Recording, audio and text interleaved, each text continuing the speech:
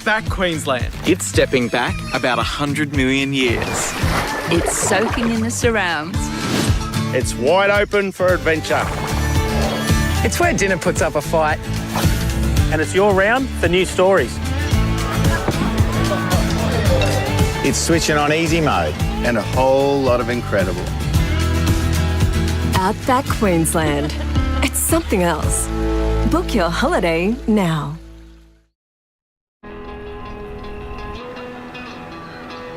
Australian made means made right here in Australia. But it's more than just where it's made. It means made by Australians, backing local businesses and jobs.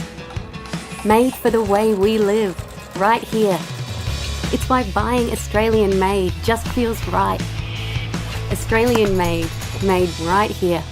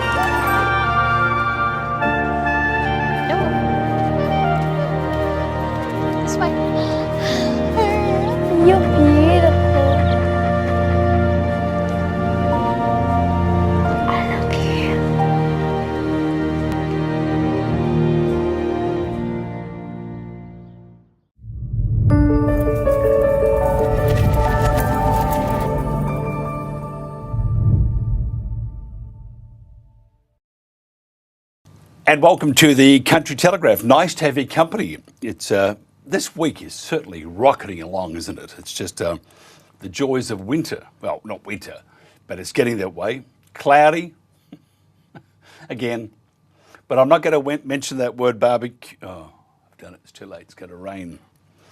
But it could be worse. I could mention barbecue and wash the car in one go. We're expecting floods, I would imagine. Anyway. Some of the news that's making news around Australia. Aware Superannuation's funds almond portfolio of 5 farms spanning 4,738 hectares across 3 states has hit the market, including 18.250 megalitres of water entitlements. I wonder what that will go for. Enormous amount. The future of Australia's family farms could be wiped out within a generation if the federal government ploughs ahead with reforms to capital gains tax exemptions on agricultural land transfers during succession. That's according to industry leaders. Egg producers have warned they will defy the Allen government's new poultry welfare standard in Victoria that comes into effect from July. That's requiring them to start removing hens from conventional cages as early as 2030. There she goes again, Jacinta. She's putting her foot into business she doesn't know anything about. The Victorian government will create a 10 million litre strategic diesel reserve for farmers if level 4 restrictions under the National Fuel Security Plan are reached in the wake of the Gulf War. And just finally, don't forget to subscribe to the Country Telegraph either on YouTube and Rumble, which we're not working at the moment. It's driving me nuts. Or follow us on Facebook and X. This is the Country Telegraph.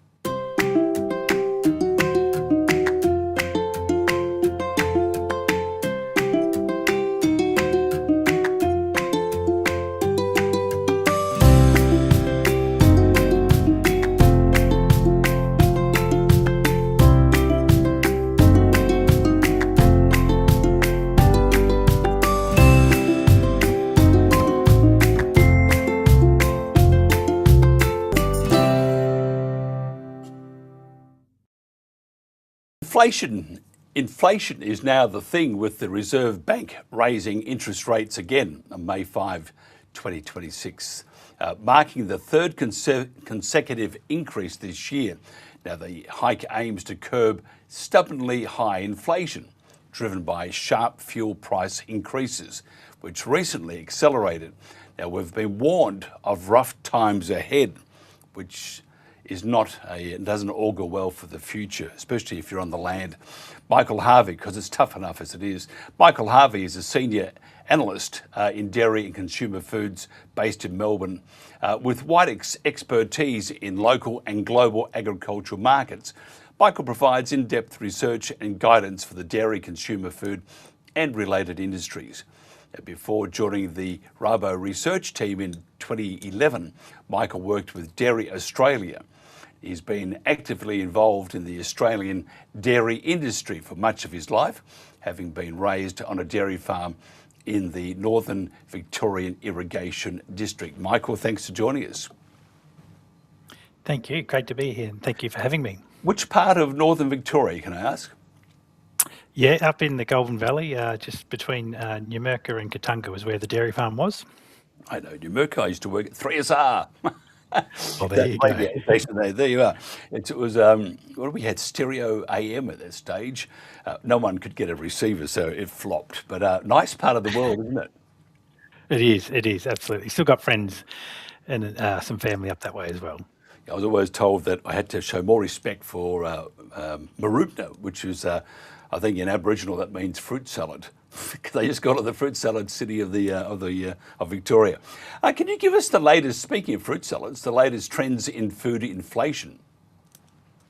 Yeah, look, it's certainly very topical, particularly given the events of the Middle East conflict and what that's going to do for inflation, and particularly food inflation moving forward.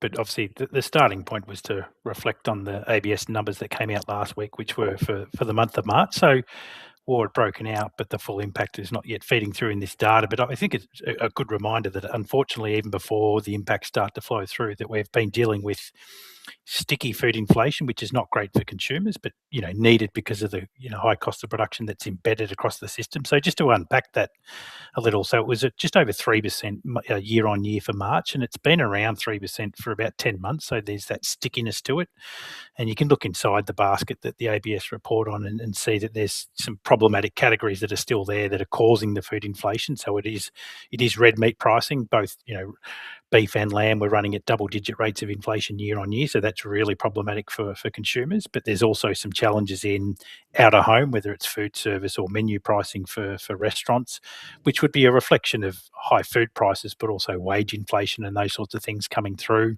And we are at the tail end of a fairly significant increase in the price of confectionery because of the chocolate pricing, which is a cocoa-related pricing story. So there's, it wasn't broad-based inflation across everything. It was still some categories that are causing all the problems, but it becomes that story around it being entrenched at around 3%.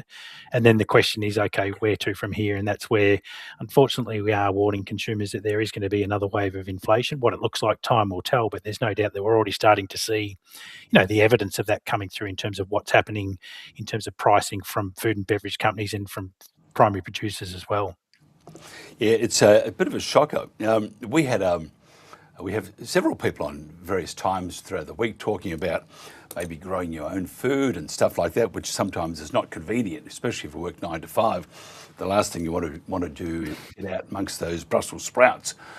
You want to sit inside and have a glass of wine instead. But it does make a bit of sense because the industry itself is going through some pretty unstable, I suppose, situations. And it's heading many of the farmers aren't going to grow their food. They're just going to say, no, it's too expensive to grow it. We're not going to make any money or just a small amount.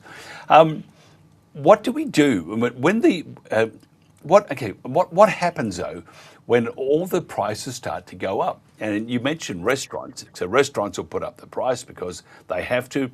The price at the supermarket goes up. Everything goes up. Is there a critical point that it says enough's enough? And the whole thing just collapses. And I've seen they're talking about a recession. What's your thoughts on that? Yeah, and it's a good starting point just to reflect on, the last cycle that we had in terms of food inflation, which was a few years ago. But when, the war in Ukraine broke out, that was a food and energy supply shock to the global market. We saw food inflation peak at 10% in Australia, about 6 months after the war in Ukraine broke out. So that gives you an idea of, one, the lag effect that it can take before consumers see the full impact of a food and energy supply shock. This time around with the Middle East, it's more just an energy shock. And then and the end result was, 3 years later, we still had inflation running at 3%, but the compound effect was the broad basket of food that's measured by the ABS is about 30 or 40% higher than what it was since the war in Ukraine broke out. So that's the starting point that, as we all know, we're paying a lot more for our food.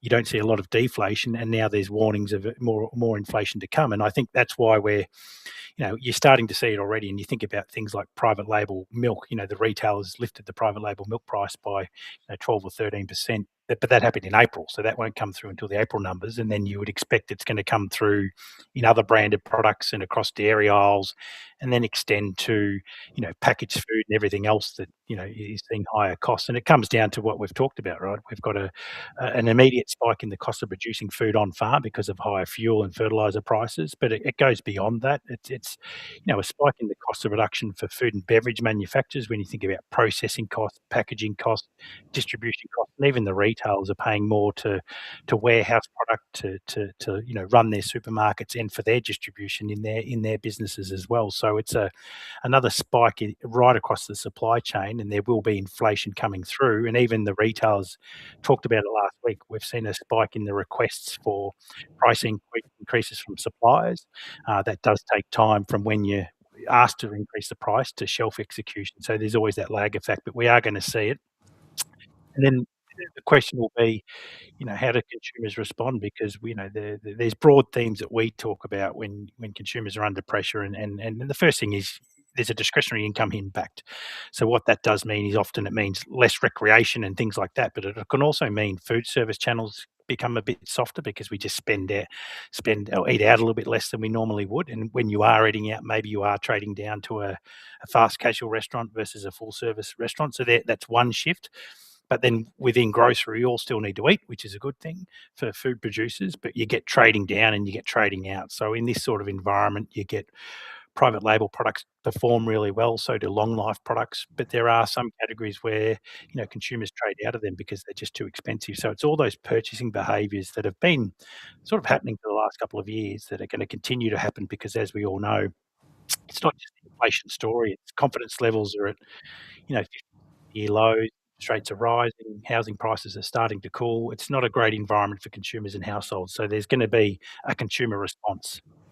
Yeah, I sort of feel like we're sitting on an edge, this big hole, and we're all looking in, and that big hole is Australia's future. But we're trying to make sure that we don't fall into a big hole with the rest of the world.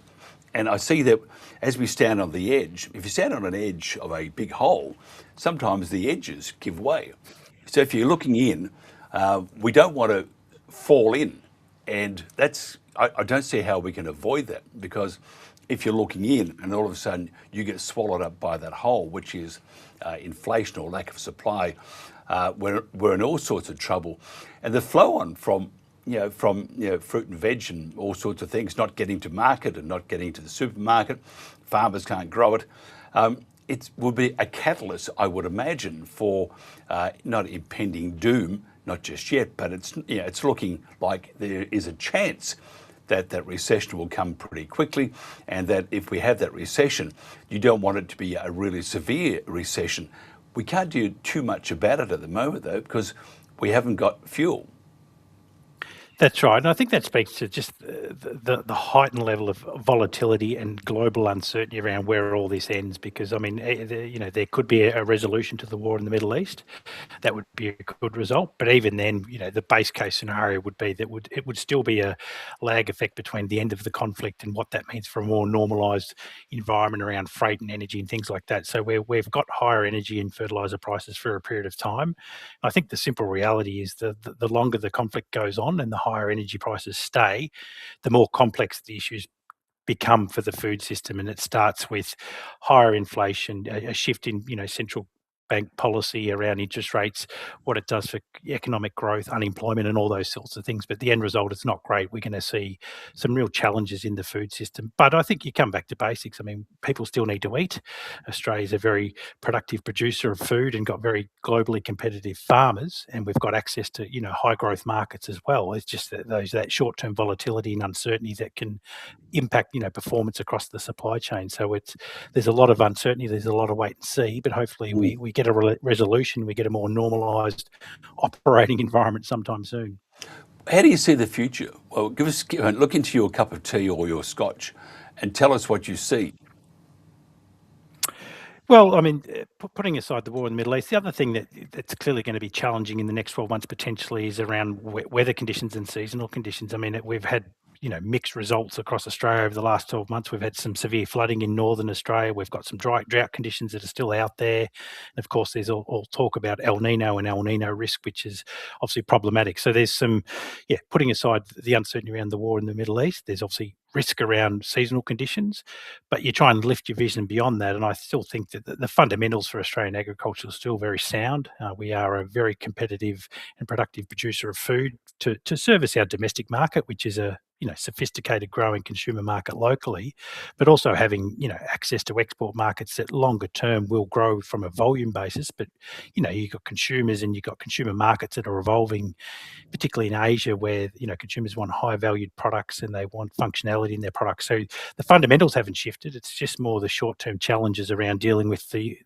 impact of the war in the Middle East, unfavourable seasonal conditions, and the volatility that creates for producers. But I think you still see you do see a slowdown in investment, and you see a bit of a slowdown in acquisition and growth from primary producers. But I think once things clear up, you'll see a return to a more normal environment.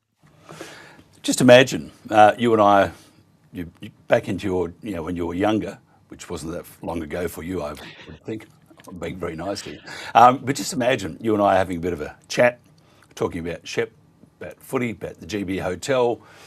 And I say to you, what do you reckon, Michael? What do you think about the, all the dairy stuff's really expensive. Why would that be? Why would it be?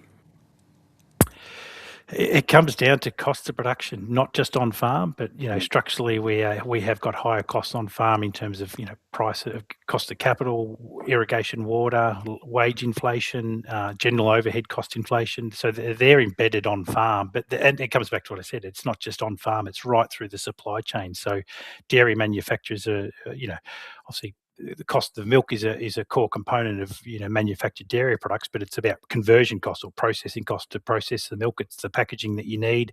It's wage inflation that's very strong in downstream as well, and then the distribution costs. So it's just a higher cost of production right across the food system that we've got embedded in that system, which is why consumers are paying more for food than they were, a few years ago. You do see some bits of deflation sometimes, and you might see that moving forward. But generally, while you've got higher cost of production, you'll need that sustained higher price. But weather's always an important driver, right? If we have good seasonal conditions moving forward, that can support margins and support production, which can obviously take the pressure off consumers. But unfortunately, there's those global forces in the background that we don't have a lot of control around, and that's what's driving everything at the moment. It's actually scary days. I mean, the thought that I have to think about growing some veggies in the backyard. I mean, I'm from the land, from Mildura, and I left as soon as I could. So the idea of these hands getting like soil under the nails, no, thank you. We need things to get back to being normal. Look, a pleasure chatting. I think we can do more of these things. I think what you're saying makes a lot of sense. It's nice to be informed and up to date. Michael Harvey, if somebody wants to find out more about what you do, how do they do that? Oh, there's social media links, or you can also find us. There's a good website that has direct linkage to the RaboResearch team or the Rabobank team as well. So I'm easy enough to find. Fantastic, Michael Harvey. Thank you very much. This is the Country Telegraph.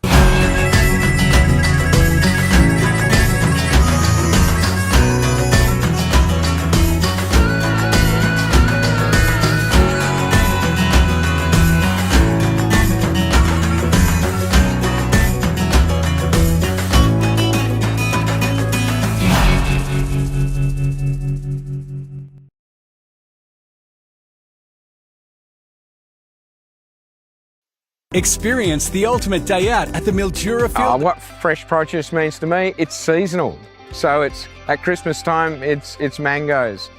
In springtime, it's stone fruit. That's what fresh produce means to me.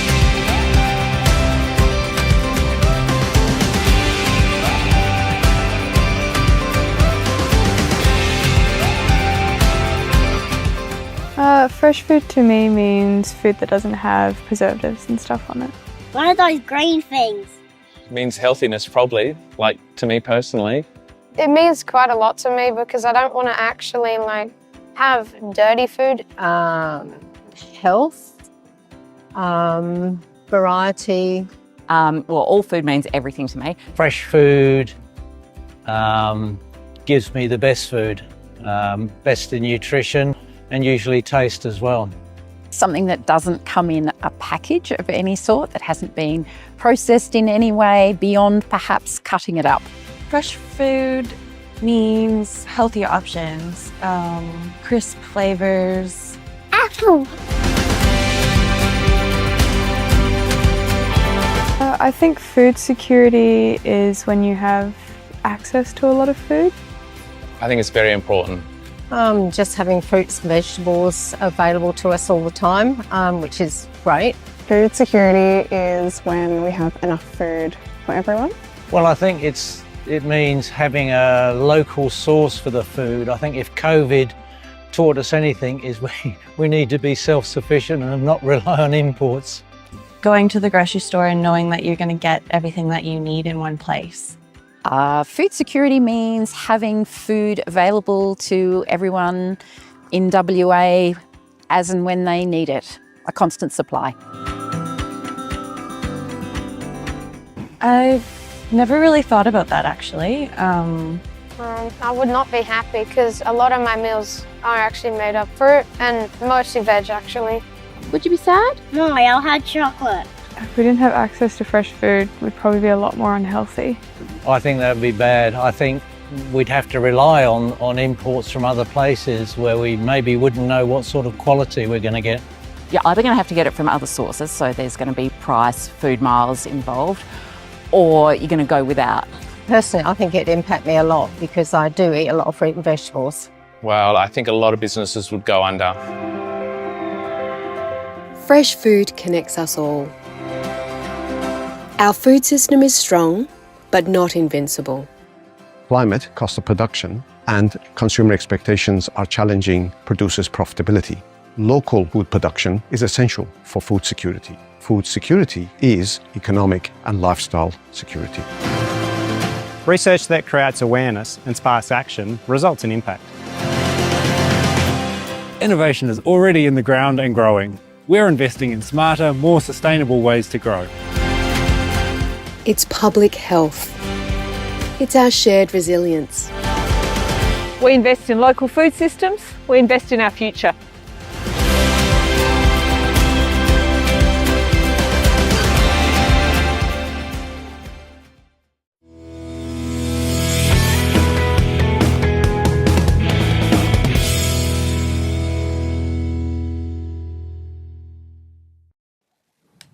And welcome back to the Country Telegraph. Fred Caccini is the CEO of Humanity Health Group and a registered psychologist with more than a decade of leadership experience across vocational health, employment services and return to work solutions. Fred has a deep interest in evidence-based early intervention, employee assistance, mental health prevention and integrated return to work models that support people to thrive, not just survive. As Humanity Health Group continues to expand its footprint, Fred is focused on ensuring the organisation remains a trusted, mission-led partner, combining scale with integrity and impact. First of all, got a welcome Fred Caccini to the cameras or to his laptop. Fred, greetings. Good afternoon, Mike. Thank you for having me. Thank you, sir. And did I pronounce your name right? You did as well. You said you grew up in Mildura. All the Mildurans will know it's Cicchini, but you did really, really well. So, thank you. Good on you. Thanks. I've just been slaughtered, and you know I'll get calls from my. You will. You will. Thank you. Good on you. You come to my defence, please. Tell us about what you do, and Humanity Health Group.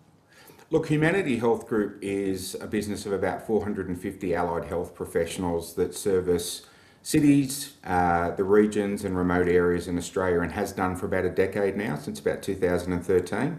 Originally founded by my business partner, Dr. Kylie Henderson, who's a clinical psychologist that recognised quite early on that allied health is a journey from the day that we're born until we're preparing for the golden years of our lives. So our system works with paediatrics, so kids in schools, kids in families, adults, young adults, and those in aged care. And we provide things like psychological support, occupational therapy, physiotherapy, exercise physiology. We run the range of what's available to individuals that need to stay well. We have a big focus on people working. We believe you're better when you're working than when you're not. And we're very closely tied to the idea that we want to leave people better than we find them and make sure that the health that they get is sustainable. Which brings us to the folks of the country who probably struggle the most with getting sustainable, consistent and reliable allied health services. Yeah, it's interesting, the bush. In the bush we have she'll be right. Yeah, it's okay. Man up a bit. And really, that's sort of advice understandable, though. It was very poor advice. How do we show a little more empathy to the bush? I think the recognition that we carry a lot of weight for what people enjoy in the city, in the country, is a starting point. I think the idea of getting government to put up where they would normally only be interested in the country around vote time and actually put some focus into health for people in regional and remote areas would be a great start. I think that the governments have relied upon people in the country with that resilience, that she'll be right mate mentality for far too long. And as a result of that, we need to get investment into allied health and primary health into those regions where we know people need them and on a regular basis that they can rely upon. Now, sometimes those services don't have to be face-to-face. There's been great leaps and bounds with digital health, but we also have to look at a workforce in the health environment and say, are we doing enough to encourage people to go to those regional centres and remote areas on a regular basis, and are we incentivising that enough? I think there's still more work to do there.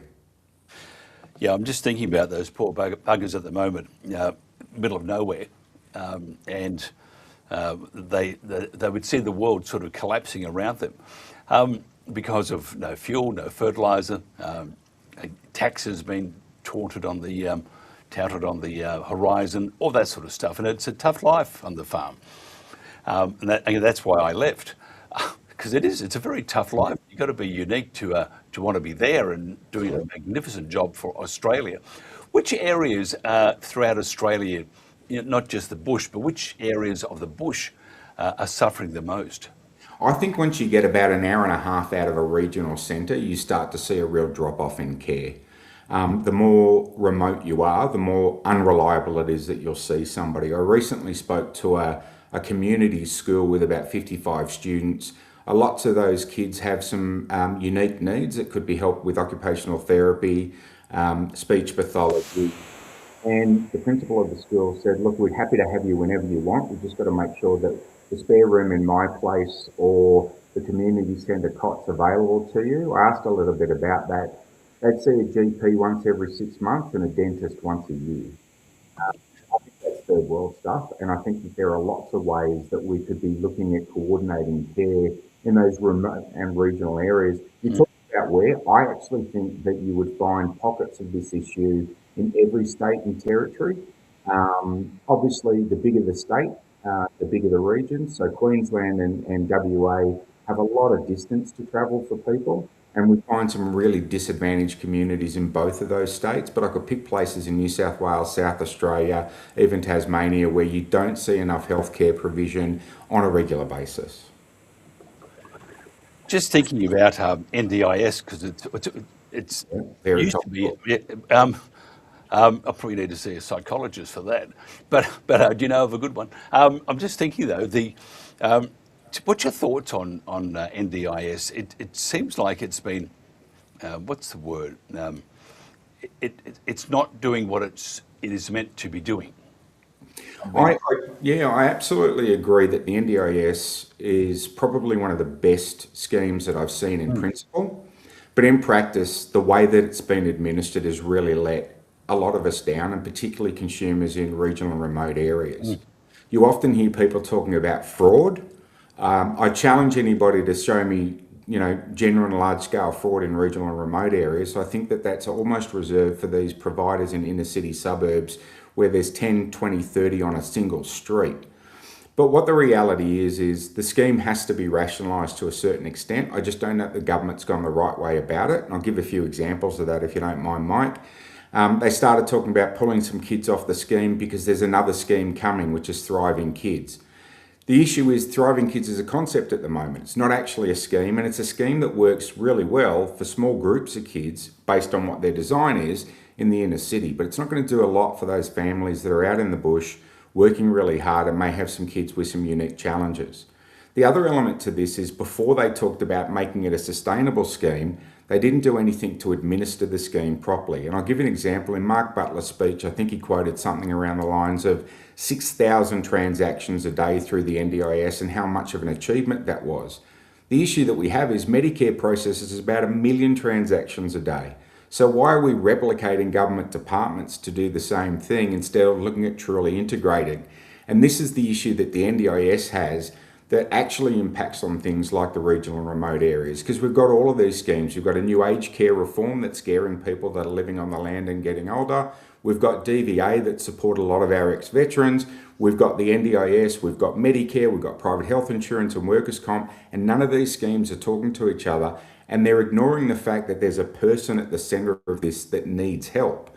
So if we could actually get government to get all these departments to sit down at a table and work out what they each do well rather than creating this thing again, schemes like the NDIS would probably have better legs in them for everybody moving forward. Could you talk about the fragmentation of services in the country? Yep. Look, one great example of that is they talk about a lot of fraud and processing payments for the NDIS, but DVA's never had that issue and it's processing about 30,000 transactions a month. DVA's got a chart of costs that they've set that are fair, and they've got a protocol with people that some would say are fairly reasonable, others would say doesn't go far enough.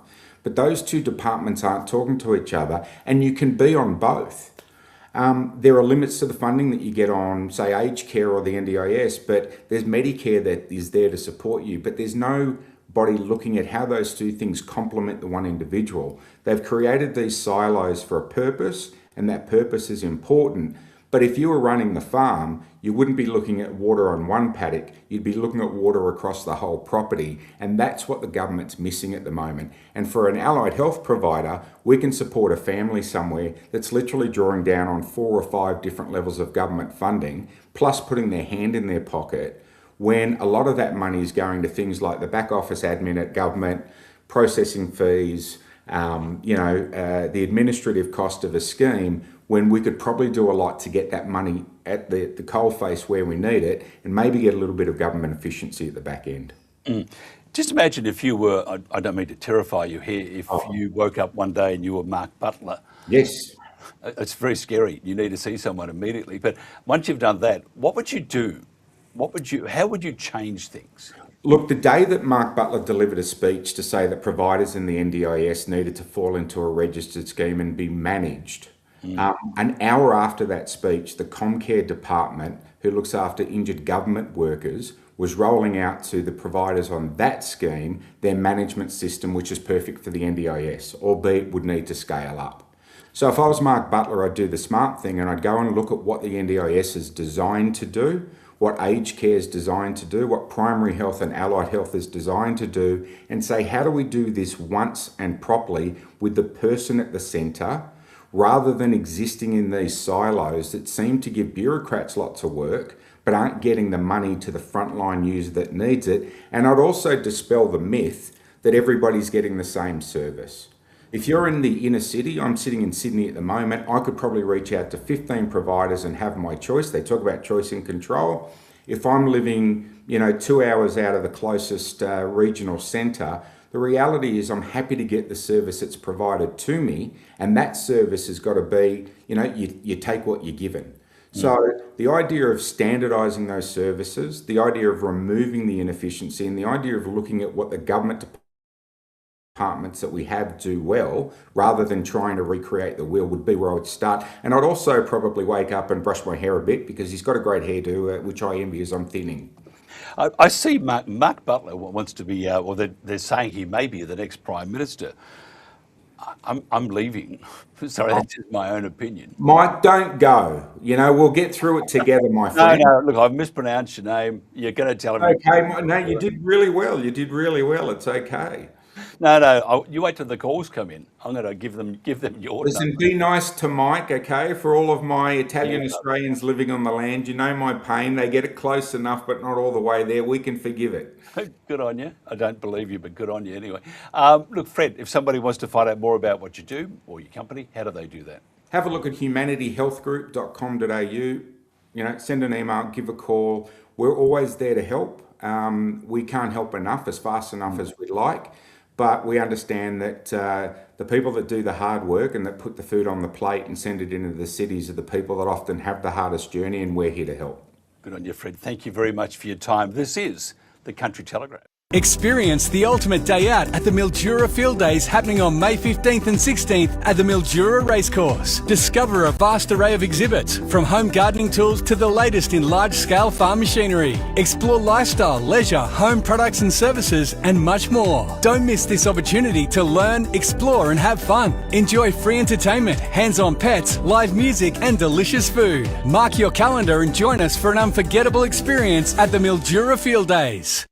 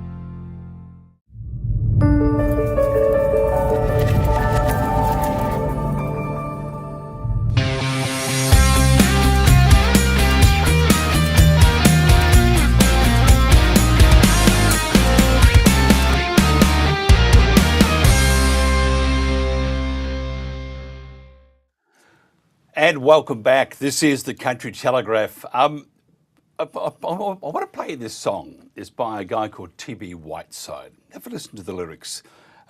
If you love country music, you'll love this one. Cam Fletcher, he loves country music. Cam's our backhand boy here, backhand bloke, grandpa here. Had some big hits out in the country music arena. Kicking Up the Dirt, I think, was one of those. But anyway, have a look at this. And listen to it. It's a fantastic track, and it does relate to what's happening throughout Australia.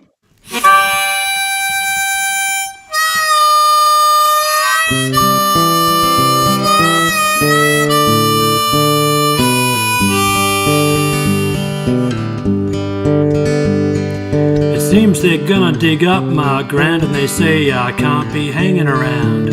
Generations of sweat, tears and toil will just be dug up and buried in the soil. The decision's been made by the powers that be. It's all that's required to power the city. I used to feed the world, grew crops we could eat, but now if our devices are charged, we'll all be sweet. Seems they're gonna dig up my ground. They say I can't be hanging around. That's what I'm talking about, the green energy blues. They're gonna put all these high voltage lines right through my crops and beautiful vines. Gotta keep those city lights burning okay, with enough power we can turn night into day. It's really only a small price to pay for us progressives to have our way. It's as safe as houses, there's no risk to you, but who'll fight the fire when the locals won't man the crew?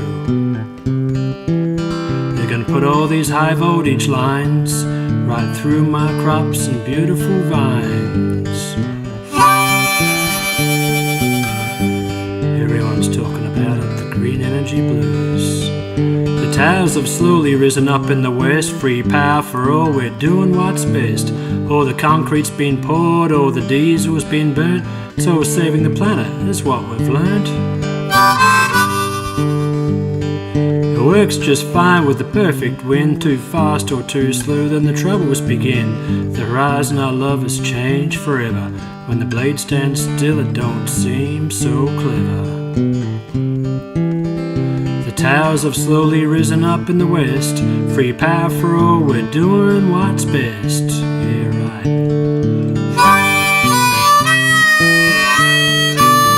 Why aren't you talking about the green energy blues? But we ain't done yet, we're gonna harness the sun and cover the ground where the livestock once run. Panels on houses and buildings make sense, but covering up fertile ground seems like an offence.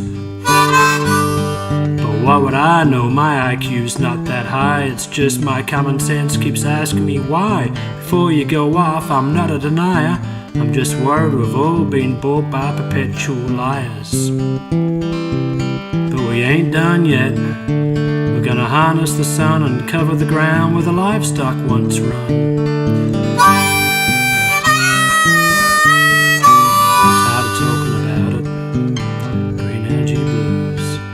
Please don't call them renewable farms, they're no more than factories causing community harm. The workers come in and after the job they'll go, fund managers claim the subsidies and all the dough. We'll never see generational families work in the sun, the corporates unsell the project, the deal will be done. Farmers are the renewable OGs producing year after year, facing droughts, bushfires, floods and fears. Please don't call them renewable farms, they're no more than factories causing community harm.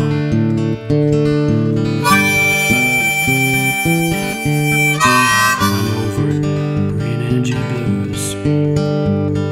Well, this here song that I wrote's totally green, not an amp in sight, not a lead to be seen.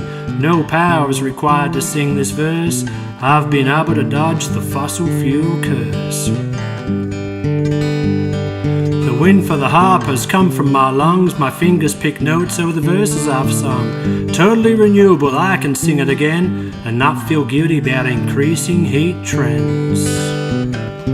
This here song that I wrote's totally green, not an amp in sight, not a lead to be seen.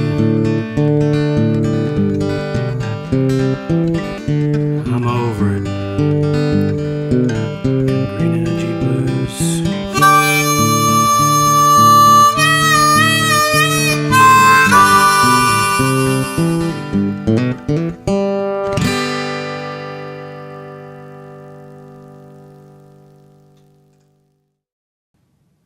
I like that one. I like that one very much.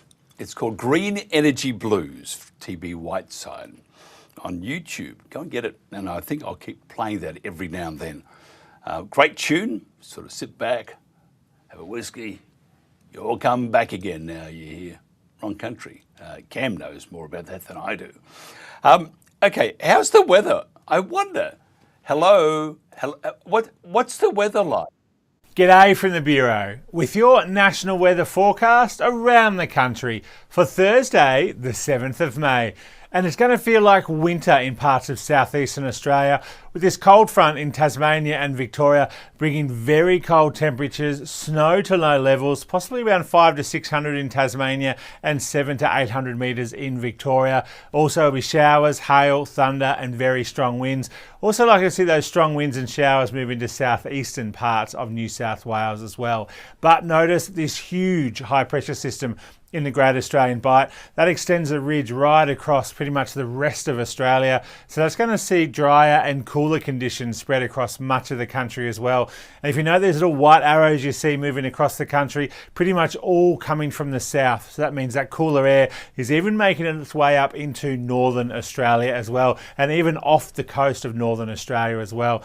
It's a sure sign that we really are moving into the cooler months of the year. But it also means when we get a very large high pressure system like this, we're likely to see little if any rainfall as well for much of the country, except for where that cold front is impacting parts of southeastern Australia.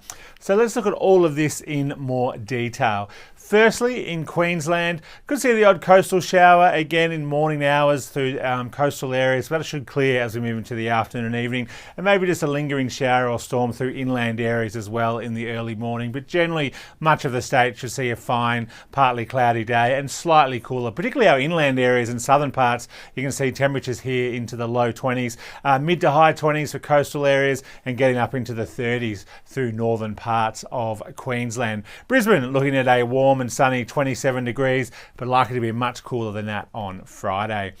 Down into New South Wales, and we see that cold front moving through southern and eastern parts of the state during the day. Little if any rainfall on and east of the ranges, but we could see some showers here through southeastern parts of the state and into the ACT as well. Snow also likely for our alpine areas up around the snowy mountains. Could see snow down to around 1,000 metres or so through these areas, and possibly even lower than that. Remote possibility into the central ranges, but probably won't see any moisture with that cold air, so snow unlikely, but can't rule it out entirely. Pretty cool across the state, very cool in southern parts as that cold air moves in early. Looking at cold, showery and breezy 12 degrees in Canberra, with snow likely in the surrounding hills. Sydney, a cold and windy 19 degrees, but the wind chills will make it feel like more like in the low to mid-teens. So definitely a burst of winter for much of New South Wales on Thursday. The only areas escaping it is far northeastern New South Wales. They're likely to have another warm day before that colder air moves in on Thursday night and into Friday. Moving down into Victoria, and it's going to be like winter, particularly for southern and mountain parts and eastern parts of the state. Cold, wet and windy conditions with widespread showers, local hail and thunder, snow for elevated areas above around 600 or 700 metres, cold and gusty winds, possibly gales for our coastal areas as well. So very cold day, temperatures in the low to mid-teens right across the state. Typical more of July weather rather than May, but the wind chills will likely make it feel like the low single figures for many parts of southern and mountain Victoria. A cold, wet and windy one in Melbourne, 14 degrees. More widespread, heavier falls in eastern parts of the city, much less for those western suburbs. Moving down into Tasmania, similar conditions, cold, wet and windy weather, particularly for much of western parts of the state. We're likely to see snow around the central plateau and many elevated areas up above around 700 metres. Cold and showery right across the state, and then we see these temperatures as well in the low to mid-teens, with those winds making it feel even colder than that. But notice this second system does move in during the afternoon and evening hours, and that's going to tend to more persistent rain for much of western and central and possibly even southern parts of Tasmania as well. So yeah, a cold, wet and dreary day for much of the state, although staying dry probably in the northeast and eastern parts in areas that unfortunately really weren't looking for that rainfall. Hobart, a showery and cool 13 degrees, windy in the city, and most of that rain sticking up towards the mountains.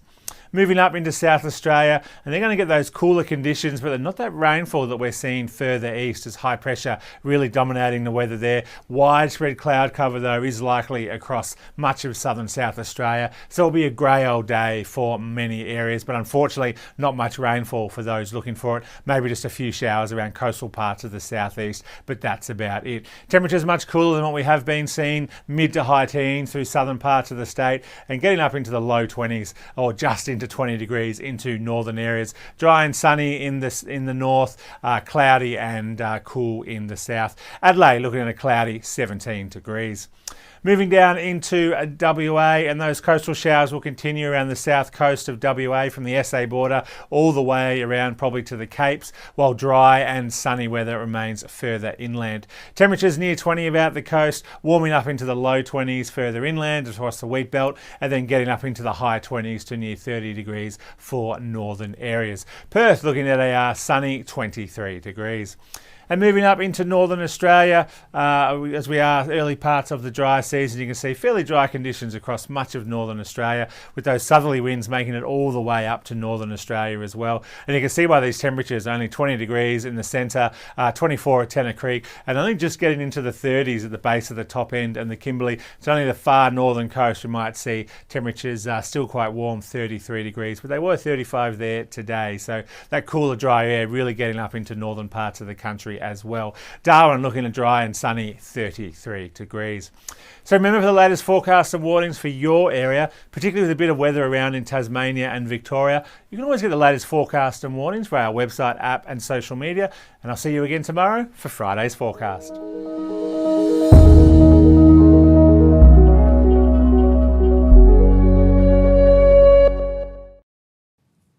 And that's about it. I'm going to go home early. Well, actually, I'm not. Another show on another channel coming up very shortly. By the way, we are streaming live now to Facebook. Had to wait 60 days. Shocking, isn't it? 60 days anyway. Streaming live on Facebook. It was live yesterday, but I believe Facebook, with the AI, decided that, and I was wondering if they were encouraged by government to stop our stream because we were talking about fire ants. Of course, I refer to government, terrible thing to do, as a great big lump of lard rolling over the top of people and just citizens doing what it wants to do. So anyway, it seems odd that we were talking about a topic that the Queensland government and probably the federal government does not agree with at all. We will go to hell. Do not pass go. Do not collect 200 pesos. So anyway, so I think we're on today. Hopefully we were. If not, I've got no idea, but we'll try again tomorrow. Be good, be kind to your friends, be kind to your neighbours, and most importantly, be kind to yourself.